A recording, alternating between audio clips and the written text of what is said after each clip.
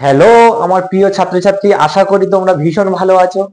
তোমাদের অনেক দিন ধরে তোমাদের সাথে দেখা হয়নি, বিভিন্ন রকম প্রবলেমের মধ্যে ছিলাম এবং লাইট সেট আপ, তারপরে বোর্ড এর জন্য হচ্ছে তোমাদের সাথে যোগাযোগ করতে পারিনি। আজকে তোমাদের জন্য একটা খুশির খবর নিয়ে চলে এসেছি।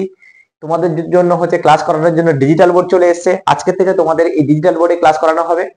তোমাদের যে ব্ল্যাক বোর্ডে যে ক্লাস করানোর বা হোয়াইট বোর্ডে যে ক্লাস করানো হতো, সেখানে যে প্রবলেমগুলো ফেস করতাম, আমরা এখানে সেই প্রবলেমগুলো আর ফেস করব না। যে ফিজিক্স এবং ম্যাথামেটিক্স ক্লাস করাছিলাম, তো আজকের থেকে সেটা কন্টিনিউ করব। তো দেখো, শুরু করা যাক।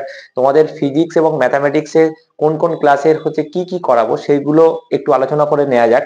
তো প্রথমে আমি বলছি, ক্লাস 10-এর আমি কি কি জিনিস করাবো, কি কি জিনিস তোমাদের প্রোভাইড করব, সেগুলো নিয়ে হচ্ছে তোমাদেরকে একবার বলে দিই, সামারাইজ করে দিই।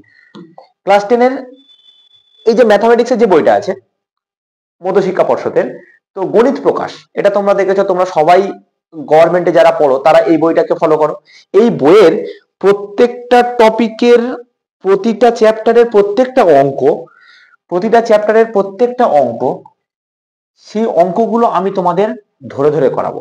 যেমনটা কি, যেমন ধরো এই টোটাল কতগুলো চ্যাপ্টার আছে, টোটাল আছে 26টা চ্যাপ্টার, টোটাল আছে 26টা চ্যাপ্টার।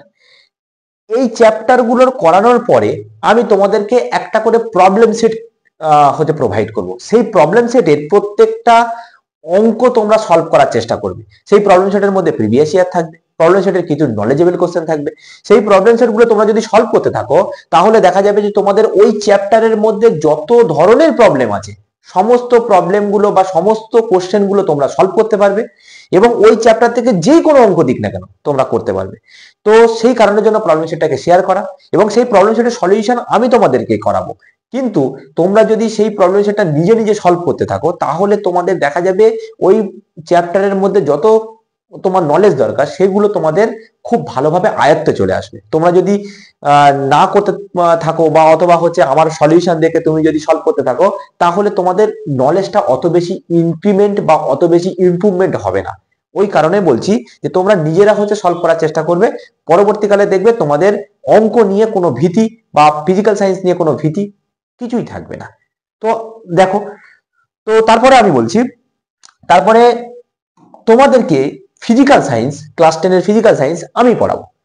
এই ক্লাস 10-এর ফিজিক্যাল সায়েন্সের প্রত্যেকটা চ্যাপ্টার তুমি যে কোনো একটা বই ফলো করতে পারো।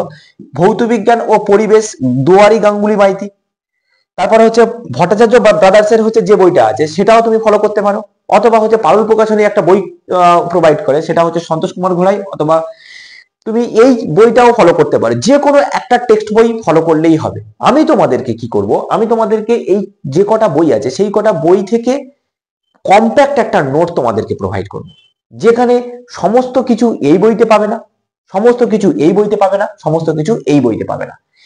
পুরো বই কম্প্যাক্ট করে আমি তোমাদেরকে একটা নোট প্রোভাইড করব।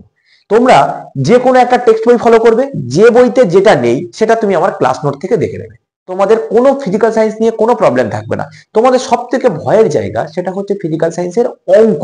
এটা নিয়ে সমস্ত স্টুডেন্টের ভয়ের জায়গা। সেই ভয়ের জায়গাটা আমি তোমাদেরকে কথা দিচ্ছি, সেই ভয়ের জায়গাটা আমি তোমাদেরকে ঠিক করে দেবো। ফিজিক্যাল সায়েন্সের এক একটা টপিকে মিনিমাম 50টা করে অঙ্ক করাবো। তোমাদের সেই অঙ্ক নিয়ে, ফিজিক্যাল সায়েন্সের অঙ্ক নিয়ে কোনো প্রবলেম থাকবে না, কথা দিচ্ছি তোমাদেরকে। তুমি চেষ্টা করবে প্রত্যেকটা থিওরি দেখার পরে যে অঙ্কগুলো সলভ করছিস সেটা স্যার কিভাবে সলভ করছে সেইগুলোকে সঠিকভাবে নিজের আয়ত্তে নিয়ে আসা। তাহলে দেখবে যে ফিজিক্যাল সায়েন্সের অঙ্ক নিয়ে তোমাদের কোনো সমস্যা থাকবে না। বুঝতে পেরেছো? আশা করি সবাই বুঝতে পেরেছো। তো তোমরা যদি আমাদের এই চ্যানেলে নতুন হয়ে থাকো, তাহলে আমার চ্যানেলটাকে সাবস্ক্রাইব করে নাও, ই এক্সাম আইকিউ। আশা করি তোমরা সবাই এখান থেকে নতুন কিছু জিনিস পাবে, যেটা আগে কখনো হচ্ছে কোনো টিচারের থেকে পাওনি। তোমাদের পরবর্তীকালে ফিজিক্স এবং ম্যাথামেটিক্স এর জায়গাটা উন্নত করার জন্য আমি তোমাদেরকে সব সময়ের জন্য তোমাদের সাথে থাকবো। আশা করি সবাই বুঝতে পেরেছো। ফিজিক্যাল সায়েন্সের তোমাদেরকে এই চ্যাপ্টার গুলো, প্রত্যেকটা চ্যাপ্টার দেখা গেল 1 নম্বর চ্যাপ্টার 2, 3, 4, 5, 6, 7, 8, আর 8-এর দেখা যাবে 6টা চ্যাপ্টার আছে।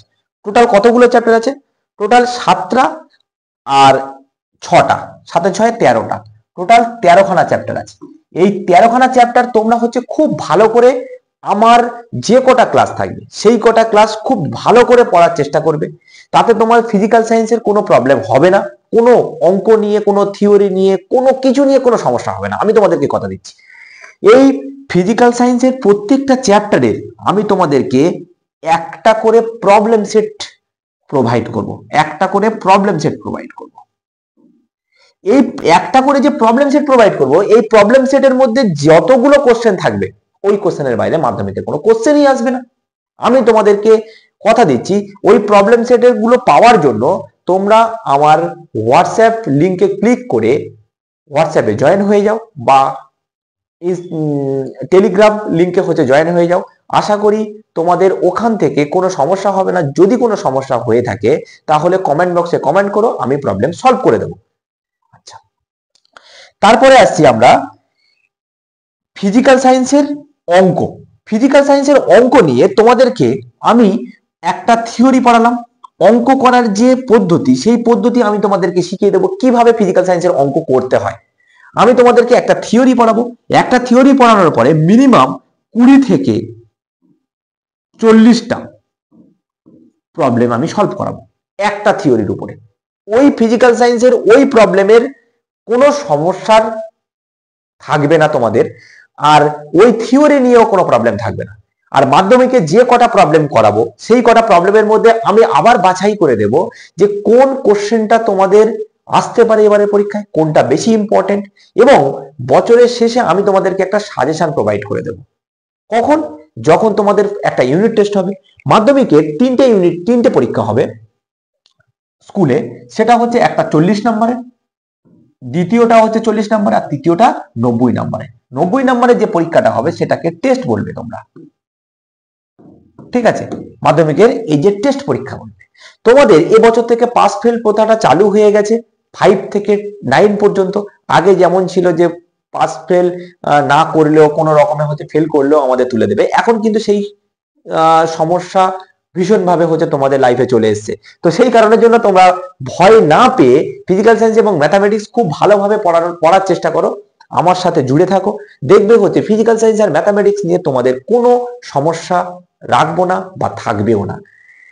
তো এই টেস্ট পরীক্ষার আগে আমি তোমাদেরকে একটা সাজেশন প্রোভাইড করব, আর এই 40 মার্কসের যে টেস্ট, ইউনিট টেস্ট হবে, সেই ইউনিট টেস্টের আগে আমি তোমাদেরকে একটা সাজেশন প্রোভাইড করব। সেই সাজেশনের বাইরে আশা করি কোনো প্রবলেম থাকবে না। তোমরা চেষ্টা করবে যে এই প্রবলেমগুলো করে যেতে।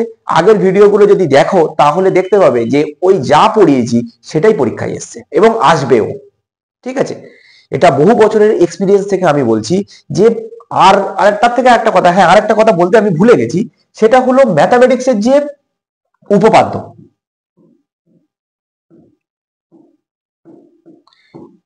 উপপাদ্য গ্যারান্টি দিয়ে বলছি 100% কমন দেবো, 100% কমন গ্যারান্টি দিয়ে বলছি, 100% কমন দেবো। এবং প্রত্যেকটা চ্যাপ্টারের যে কটা প্রবলেম আমি করাবো বলে বলে দিয়ে যাব যে এই কোশ্চেনটা ইম্পর্টেন্ট, সেই কোশ্চেনটাই পরীক্ষায় পড়বে, আমি গ্যারান্টি দিয়ে বলছি।